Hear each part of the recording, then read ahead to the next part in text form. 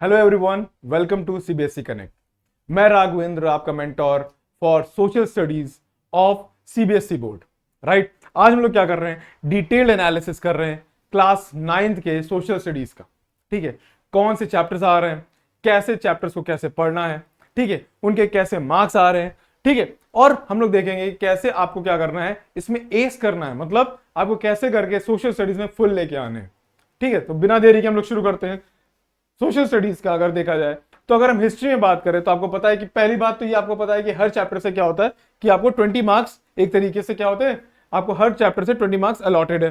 तो अगर हिस्ट्री की बात करें तो कुछ चैप्टर जो बहुत इंपॉर्टेंट है, जैसे फ्रेंच रेवोल्यूशन हो गया, सोशलिज्म इन यूरोप हो गया, रशियन रेवोल्यूशन हो गया, इसमें हम लोग देखेंगे कि कैसे फ्रांस और रशियन रेवोल्यूशन और नाजिज्म एंड हिटलर, मतलब वर्ल्ड, एक तरीके से वर्ल्ड हिस्ट्री में क्या चीजें इंपॉर्टेंट है वो हम लोग डिस्कस करेंगे। ठीक है, फिर फॉरेस्ट सोसाइटी हो गया और ये आपका मॉडर्न वर्ल्ड हो गया। ये दो टॉपिक्स एकदम अलग है बट हिस्ट्री का पार्ट है। ये तीन पार्ट जो है ये वर्ल्ड पॉलिटिक्स के लिए बहुत इंपॉर्टेंट है और हम लोग क्या करेंगे, इसको आगे चल के डिस्कस करेंगे।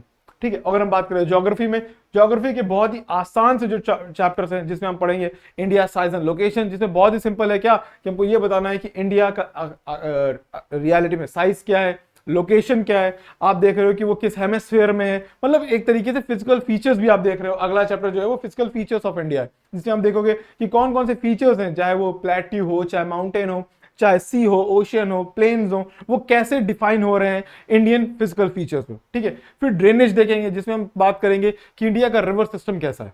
ठीक, और अगला चैप्टर जो होगा वो आपका नेचुरल वेजिटेशन होगा, जो कि बहुत ही आसान है, और प्लस पॉपुलेशन, मतलब ज्योग्राफी के जो जितने भी चैप्टर्स हैं बहुत ही आसान होने वाले हैं। उसके बाद क्या है आपका डेमोक्रेटिक पॉलिटिक्स 1 है, जैसे हम देखेंगे क्या है डेमोक्रेसी। ठीक है, सबसे बेसिक है डेमोक्रेसी। फिर हमारा कॉन्स्टिट्यूशनल डिजाइन क्या है, इलेक्टोरल पॉलिटिक्स क्या है, ठीक है, इलेक्शन की बात होगी, कैसे सारे इंस्टीट्यूशंस काम कर रहे हैं, जिसमें हम सबसे बेसिक 3 इंस्टीट्यूशन पढ़ते हैं, जिसको हम लेजिस्लेचर, एग्जीक्यूटिव और जुडिशरी की बात कर रहे होते हैं। प्लस हम लोग देखेंगे हमारे डेमोक्रेटिक राइट्स क्या है। ठीक है, आपके फंडामेंटल राइट्स क्या हैं, आपके लीगल राइट्स क्या हैं, आपको जितने भी राइट्स मिले हैं कॉन्स्टिट्यूशन में वो डिस्कस करेंगे। फिर बचता है लास्ट चैप्टर या लास्ट सब्जेक्ट जिसको हम इकोनॉमी बोलते हैं, और उसमें क्या है कुछ चैप्टर जो बहुत इंपॉर्टेंट है, जैसे people as a resource, poverty as a challenge and food security in India.